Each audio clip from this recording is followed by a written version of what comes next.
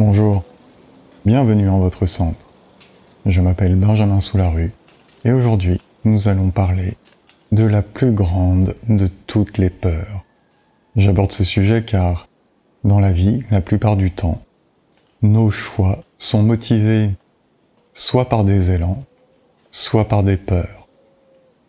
Et généralement, toutes les barrières que l'on rencontre, la plupart des barrières que l'on rencontre, sont liées à nos peurs intimes, à nos peurs les plus profondes.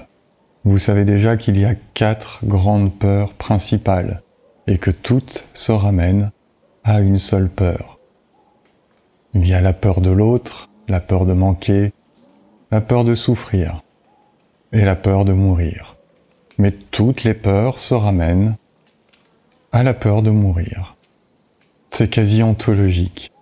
C'est-à-dire que ça se passe à la fois dans notre cerveau limbique, c'est la peur archaïque, celle de ne plus être, c'est aussi la peur de l'ego, et c'est aussi un principe de survie, quelque chose qui vient de notre instinct, se préserver, et qui a débordé un petit peu partout, dans nos émotions, dans nos corps, dans notre intellect. Mais ce ne sont pas ces peurs-là que je vais aborder aujourd'hui. D'ailleurs, la peur de mourir comme les autres peurs, je les ai déjà traitées dans d'autres vidéos. Non, aujourd'hui, je vais parler de la plus grande peur qui soit, qui varie en fonction de chacun. Oui, nous avons tous une peur dominante. Alors nous sommes bardés de petites peurs que nous évitons soigneusement. Nous nous créons un quotidien confortable pour ne jamais avoir à affronter ces peurs. Des petites peurs, quelles qu'elles soient. Mais déjà à ce niveau-là, ça nous empêche d'être libres. Oui, si ce sont nos peurs qui dictent nos comportements, nous ne sommes pas libres. Si j'ai une légère peur, par exemple, de la foule, je ne suis pas libre d'aller à un concert où il y aurait beaucoup de monde et on est tous très serrés. Par exemple, si j'ai une peur du manque, je ne serai pas libre de vivre librement avec toutes les ressources d'abondance qui sont à disposition. J'aurai toujours besoin d'accumuler pour me sentir en sécurité. Et les exemples peuvent se multiplier à l'infini. Il y a toujours en nous des peurs qui nous privent de liberté, qui conditionnent nos choix. Parfois c'est même inconscient, c'est même très souvent inconscient. Ça nous prive de liberté à différents niveaux. Dans les exemples que j'ai cités, ce sont des petites privations de liberté. C'est pas très important. Mais la plupart du temps, ces peurs, et plus elles sont profondes, plus ce que je vais dire est valable, ces peurs nous empêchent d'aller vers nos élans, vers ce qui nous anime le plus profondément, vers nos rêves. Et ce, encore une fois, consciemment ou inconsciemment. Je l'ai déjà évoqué à plusieurs reprises. Nous avons un pouvoir créateur quasi illimité. Qu'est-ce qui nous empêche de l'exercer ? Nos peurs. Qu'est-ce qui nous empêche d'aller vers ce qui nous est le plus cher ? Nos peurs. Alors évidemment, tout autour de nous, toute notre éducation, tout le modèle sociétal est basé sur la peur. Toujours ce même système, punition, récompense. Et du coup, aux peurs archaïques qui sont en nous, viennent s'ajouter des peurs complètement artificielles et qui nous brident.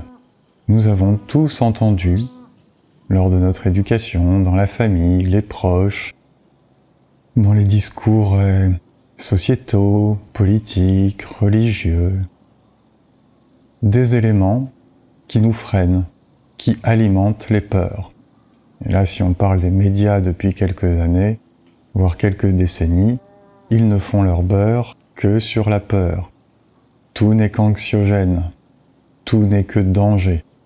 Aujourd'hui, quand il fait 25 degrés, on est en vigilance orange, on risque d'avoir trop chaud. Peur. Et tout est à l'avenant. Alors évidemment, on ne se rend même plus compte que nos choix sont motivés par la peur. Parce que la peur est devenue une habitude, c'est quelque chose qui est entré dans notre quotidien, de façon indicible, qui est là, et qui conditionne nos choix. Mais a-t-on vraiment envie de vivre et de faire des choix en s'appuyant sur nos peurs? Ou a-t-on envie de s'appuyer sur nos ressources intérieures, sur notre élan, sur nos rêves, sur notre capacité illimitée de créer et notre sagesse intérieure? On est libre de choisir. Mais pour pouvoir choisir, dans un premier temps, évidemment, il faut qu'on soit conscient que la plupart de nos choix sont dictés par des peurs. Et des peurs complètement artificielles. Alors elles ont un rôle, ces peurs, évidemment. Elles sont là pour nous préserver. Mais au quotidien, il y a une somme de peurs qui ne font que nous bloquer, qui ne préservent pas notre intégrité physique, émotionnelle ou mentale, qui ne font que nous limiter. Ces peurs qui nous limitent. J'ai un petit peu développé le sujet lorsque je parlais des croyances limitantes, et là on est dans un phénomène très voisin des croyances. Car la plupart de nos peurs sont basées sur des croyances. À chaque instant, notre vie n'est pas menacée, notre intégrité physique, émotionnelle, intellectuelle n'est pas menacée. Et pourtant, les peurs sont là. Elles sont là, tapies dans l'ombre, et elles nous soufflent au creux de l'oreille. Comment agir, quel choix faire? Et vraiment, ces peurs, dont on ne se rend pas compte, peu à peu nous bouffent complètement. Elles deviennent le moteur de nos choix. Est-ce vraiment ça qu'on a envie de se faire vivre? Dans les années 50, Kurosawa, Akira, avait très bien résumé le sujet dans un film qui s'appelle « Vivre dans la peur ». Très chouette film, où l'on voit un homme convaincu d'une menace imaginaire, c'est le seul à être convaincu de cette menace, sombrer petit à petit dans la parano, voire la démence.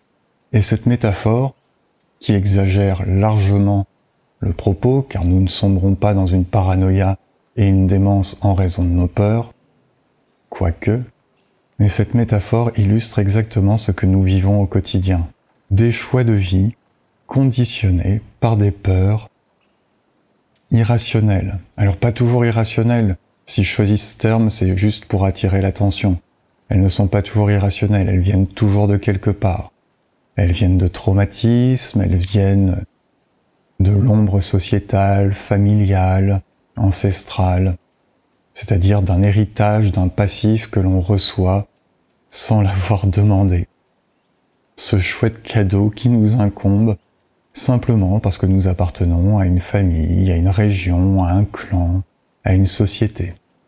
Et elles viennent aussi évidemment de nos traumatismes, de ce que nous avons vécu, et qui, par réflexe de survie, par instinct de protection, vient s'engrammer et nous crée un mode de fonctionnement, normalement vis-à-vis d'une situation donnée, mais ce mode de fonctionnement a tendance à se généraliser à toutes les situations qui pourraient être de près ou de loin apparentées à la situation dans laquelle nous avons vécu le traumatisme. Par exemple, vous êtes rejeté à une période de votre vie par un compagnon ou une compagne. Vient s'installer une méfiance vers tous les compagnons ou compagnes potentiels. Alors que ce sont des cas différents, des situations différentes, des personnes différentes, et que donc il n'y a aucune raison que ce que vous avez vécu une fois se reproduise, sauf si vous en avez peur.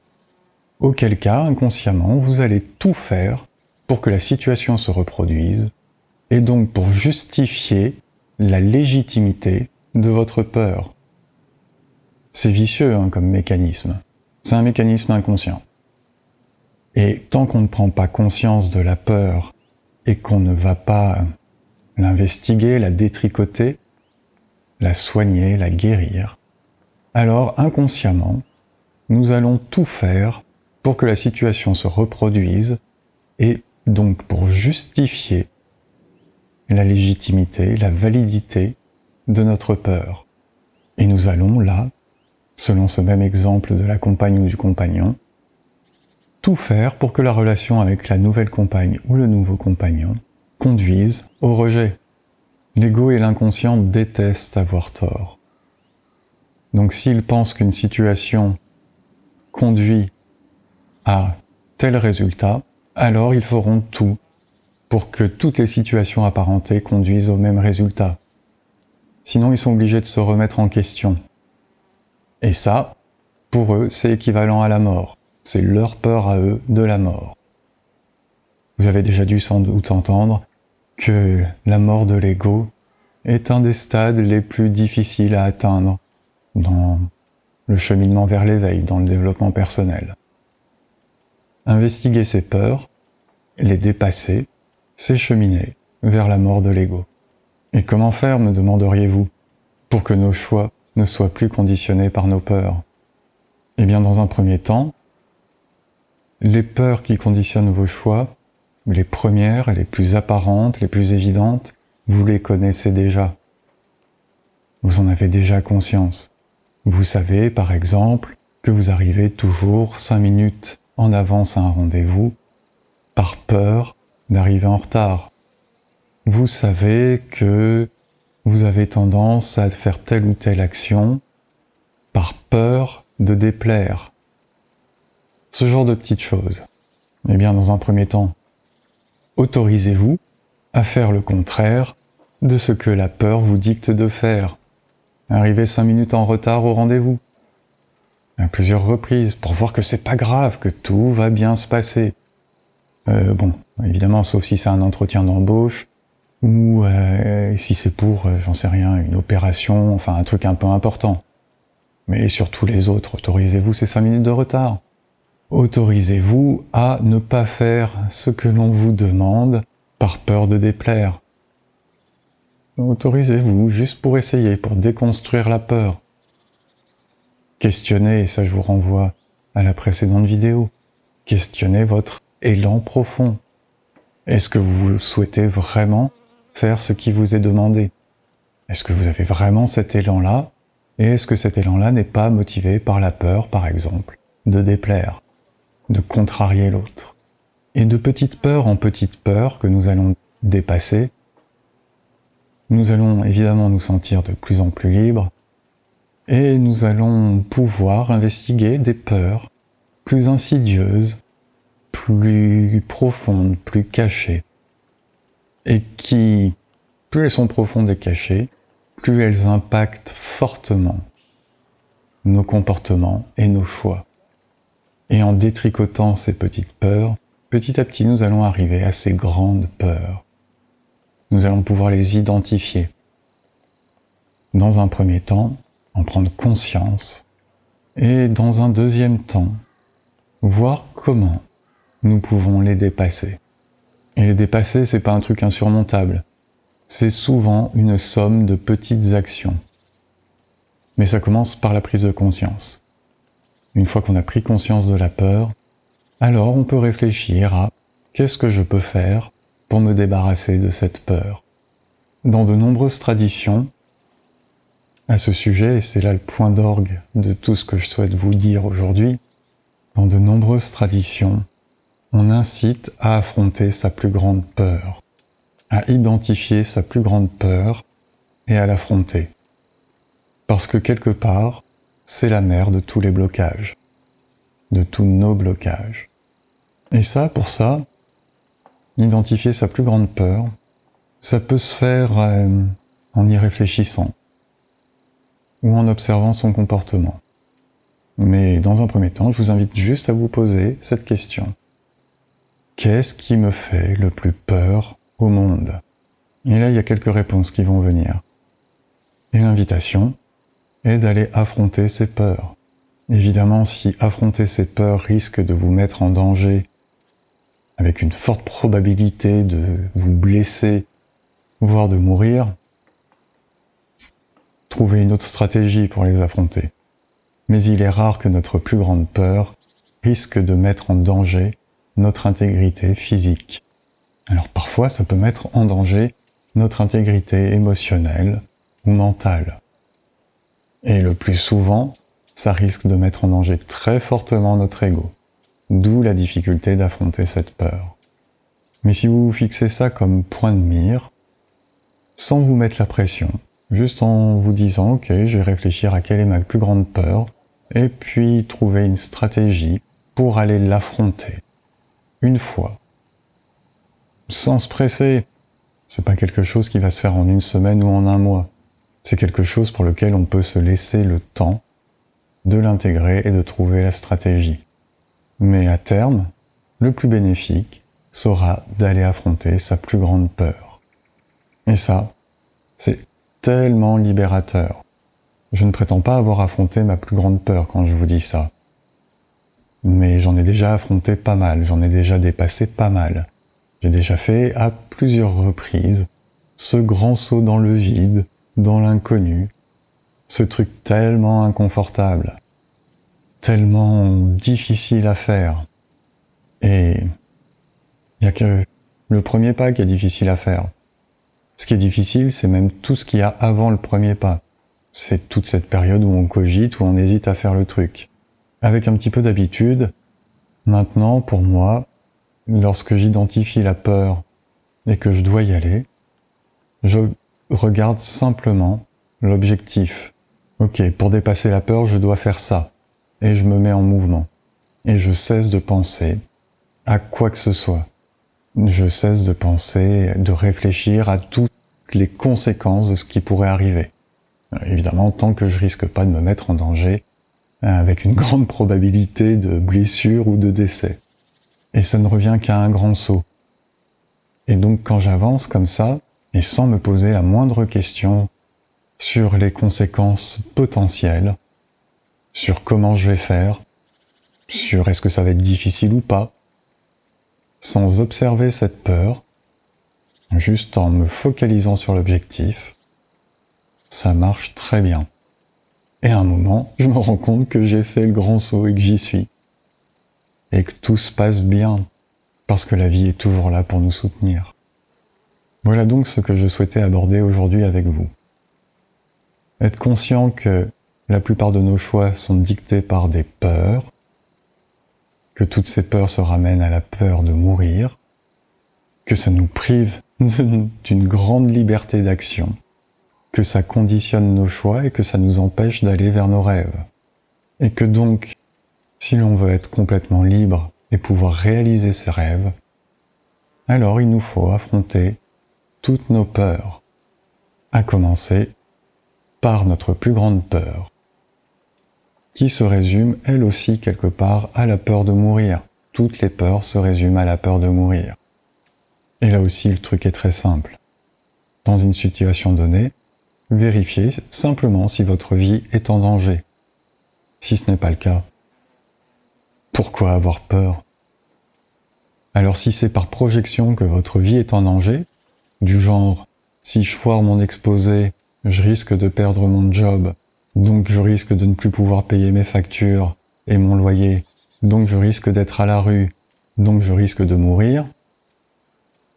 Là, il y a tellement de suppositions dans la phrase, dans cette projection, vous avez vu, j'ai mis plein de si. Si je foire mon exposé, alors je risque, alors. Série de suppositions. La probabilité que cet enchaînement-là en particulier arrive, si vous foirez votre exposé, existe, mais elle est probablement faible, et sûrement incalculable. Donc pourquoi avoir peur? Et puis vous le savez, ce n'est pas en ayant peur que ça va faire que votre exposé sera meilleur. Au contraire, à chaque fois que nous agissons à partir d'une peur, sauf dans les cas où il faut fuir un prédateur ou se préserver d'un danger imminent, mais dans tous les cas, la peur est la plus mauvaise des conseillères. Il me semble que c'est un adage. Donc pour l'exposer, pourquoi avoir peur?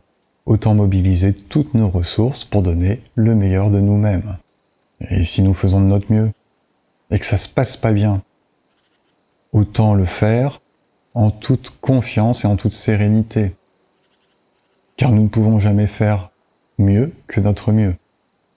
Donc si on est complètement inopérant sur le sujet que l'on doit aborder, si on n'a pas préparé notre truc, si on ne connaît pas notre sujet, évidemment ça va pas bien se passer. Mais même dans ce cas-là, à quoi ça sert d'ajouter de la peur? Autant se servir de nos ressources pour être le mieux préparé possible, le plus serein et le plus confiant. Notre pouvoir est infini lorsque nous nous appuyons sur notre confiance. Notre pouvoir est le plus faible qui soit lorsque nous nous appuyons sur une peur. D'où l'invitation à dépasser nos peurs, donc à les affronter, après les avoir identifiées. La promesse est belle, ça vaut le coup. Liberté, confiance, épanouissement, sérénité, pouvoir créateur illimité. La formule est donc simple, mais l'invitation aussi. Observez, et lorsque vous faites un choix, et lorsque vous vous mettez en mouvement, si vous vous appuyez sur une peur pour ce faire, ou sur un élan profond. Et du coup, vous êtes libre d'investiguer et de choisir si vous voulez vous appuyer sur cette peur, ou si vous voulez vous appuyer sur un élan profond. Et j'ai bien envie de vous proposer une petite méditation pour soutenir votre capacité à agir depuis votre sagesse intérieure, depuis votre pouvoir le plus puissant, et non pas à partir des peurs. Et pour ça, je vous invite à vous installer confortablement, à fermer les yeux,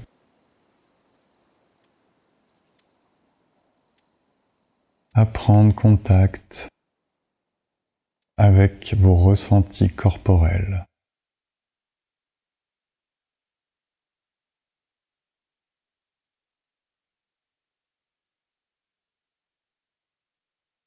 Et je vous invite à placer votre attention dans le pied gauche et à observer ce pied gauche de l'intérieur.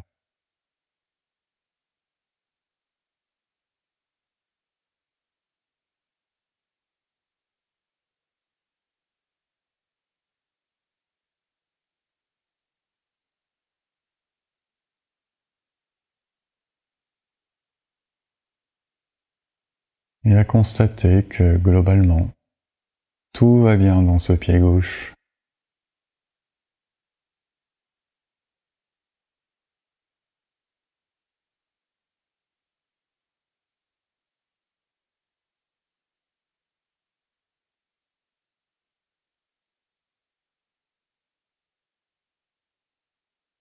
Et à présent, je vous invite à vous placer dans la cuisse droite, à observer les ressentis dans la cuisse droite.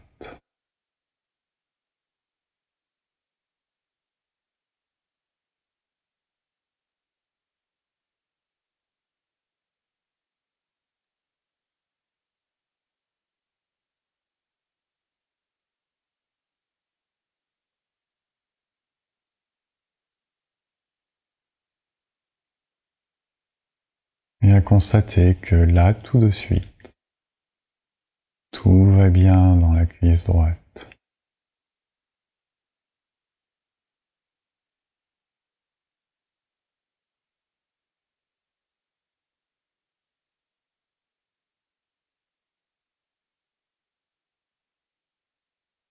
Puis nous nous plaçons dans la région du cœur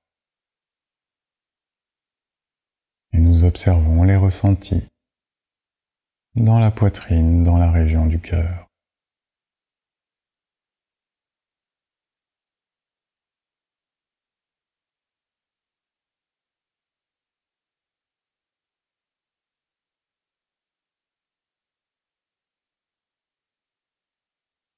Et je vous invite à constater que là, tout de suite, tout va bien dans la région du cœur.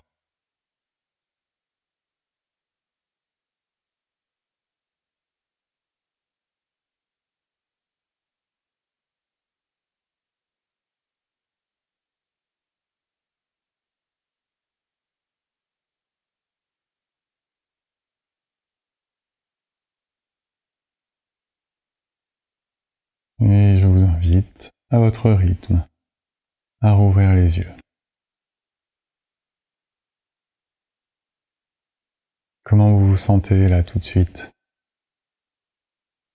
Tout va bien, non? Juste là, tout de suite. Pas il y a quelques minutes, pas dans quelques minutes, mais là tout de suite. Tout va bien? Eh bien, c'est exactement ça, l'invitation générale de ce que nous pouvons vivre à chaque instant. Ce petit exercice de quelques minutes nous permet de réaliser, de prendre conscience qu'à un moment donné, tout va bien. Évidemment qu'il y aura des moments où tout ne va pas bien. Évidemment. Mais là, tout de suite, tout va bien. Et ça, c'est une ressource extrêmement puissante. Ça fonctionne dans le cadre de ce que nous avons évoqué tout à l'heure, c'est-à-dire dans le cadre des peurs. Nous rendre compte que lorsqu'un de nos choix ou une de nos actions est motivé par une peur, revenir à nous et nous rendre compte que pour le moment, tout de suite, tout va bien. Et ça nous permet de recontacter notre sagesse intérieure et notre puissance intérieure. Et donc, éventuellement, de faire un choix ou une action dictée par autre chose que la peur. Un choix ou une action qui se base sur notre sagesse intérieure et notre pouvoir intérieur.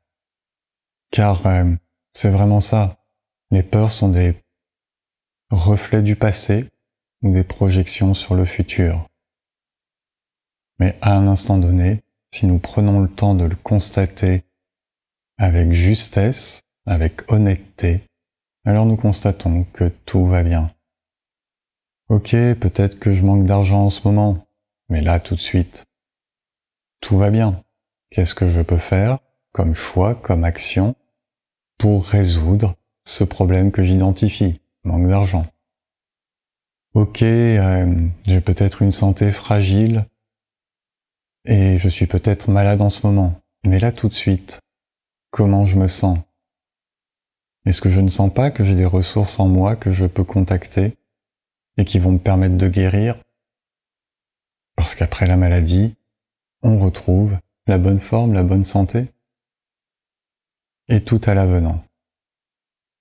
Là, tout de suite, tout va bien.